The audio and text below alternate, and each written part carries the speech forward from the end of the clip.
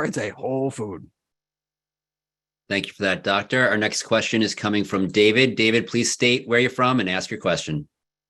Hi, Doctor.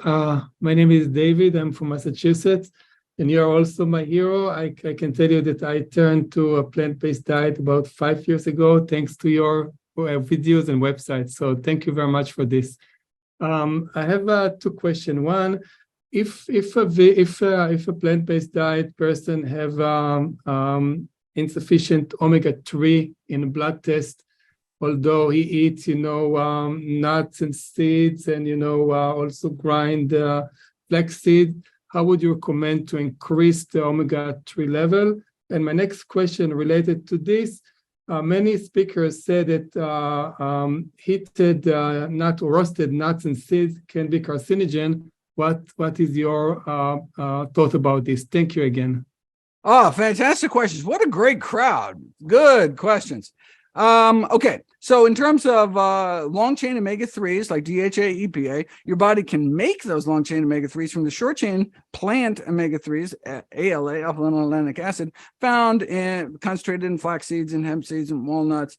And so first of all, you have to get enough. Sounds like you are. At least a tablespoon of ground flax seeds a day is my recommendation in the daily dozen. Okay, but that's not enough because your body has to then elongate the ALA and the flax into those long chain fatty acids, and the same series of enzymes that does that task also elongates omega-6 fatty acids. So if you eat a lot of junky oil like corn oil, safflower oil, sunflower oil, cottonseed oil, and you kind of overwhelm your system with omega-6s, those enzymes get all tied up and can't elongate your omega-3. So presumably if you're with it enough to be like, I'm eating my ground flax seeds, you're not eating a lot of junk food, which is where these kind of junky oil, omega-6 rich oils are.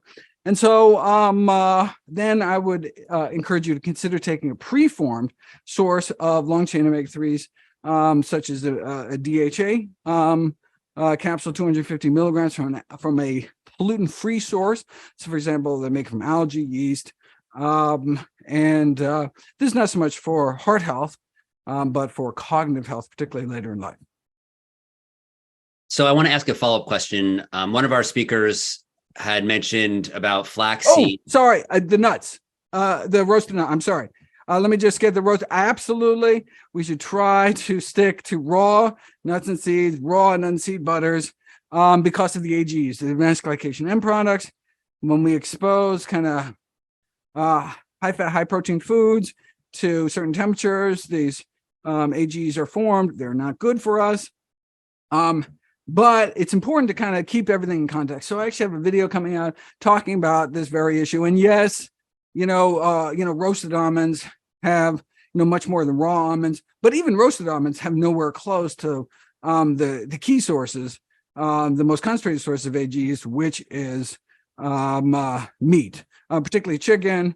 Baked, broiled, barbecued, grilled chicken, also bacon and other meats. And so we want to put it in perspective. It's not like you're getting the kind of AGE load you get in kind of a typical fast food meal or something, but we should really try to decrease our intake as much as possible.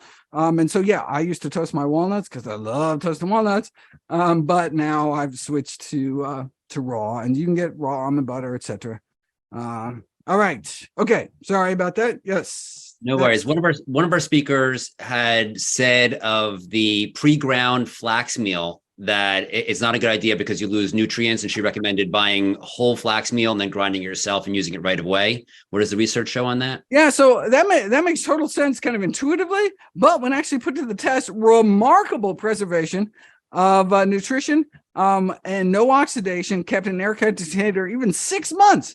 6 months at room temperature. So ground flaxseed 6 months later, it has to be an airtight container, and still fine, which is really surprising because omega-3s are very sensitive to oxidation. That's why, flaxseed oil goes rancid very quickly. But when it's in a whole food form, even when it's ground up, it's surrounded by things that the plant makes to protect those omega-3s, like all those antioxidants, and keeps it fresh. So you don't need to grind your own. You're totally welcome to. It's probably cheaper to do it that way. But for convenience sake, you can just get pre-ground. Great, thank you. And we've got one more question here. This is coming from Lisa. Lisa, please state where you're from and ask your question. Hi, I'm from Jackson, Tennessee. Hi, Dr. Greger. Hello. My question is, are there any foods that you know of that can slow down the replication of viruses like Epstein-Barr, herpes, CMV, etc.? Thank you. Oh, it's a fantastic question. There are indeed foods that have been found to decrease viral replication. Now, it's possible that it actually isn't an effect on the virus itself, but rather on our immune system, boosting our immune system such that, but the end result is lower viral load and viral symptoms. So, for example, broccoli sprouts is kind of the classic example with influenza virus. You can drip flu into people's nose and have them eat broccoli sprouts and get significantly lower viral loads, significantly less virus-induced inflammation. And we think it's that sulforaphane, that wonderful cruciferous vegetable compound. One of the reasons why my daily dozen cruciferous vegetables every day, not just vegetables every day, but specifically cruciferous vegetables, which is kale, collards, broccoli, cabbage, cauliflower, etc. Okay. Another one specifically for the herpes viruses